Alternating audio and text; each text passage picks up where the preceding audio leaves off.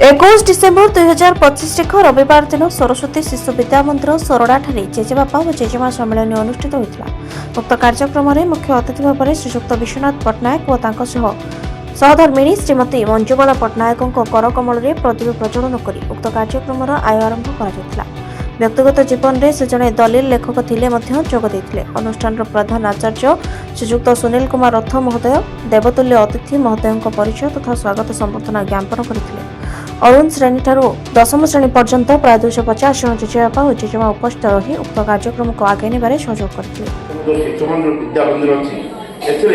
पिलार भौतिक शिक्षा दिया अन्य शिक्षा आम इंग्राजी मैंने बहुत वर्ष देश को शासन कर रखिले से आम जो शिक्षा छाड़गले आम से शिक्षा ढांचा शिक्षा पाइले जहाँद्वारा कि आमर जो हिंदू धर्म था वेद वेदांत उपनिषद ये सब लोप पाईगला आमर जहाँ देशर जहाँ ज्ञान था शिक्षा ज्ञान से शिक्षा ज्ञान आम किए आहरण कर पारे नहीं जहाँद्वारा कि आज समाज अधपतन कर हिंदू बापा माँ जेजेबापा जेजेमा कि कौन मुझे देखे केवल इंग्लीश पाठ शिखी उद्देश्य कौन बापा माँ मो पिला डाक्तर हम इंजीनियर हम ये हम किंतु कहीं चरित्र पर निर्भर करना। द्वितीय कथा जड़े स्कूल को गले षष्ठ क्लास पिला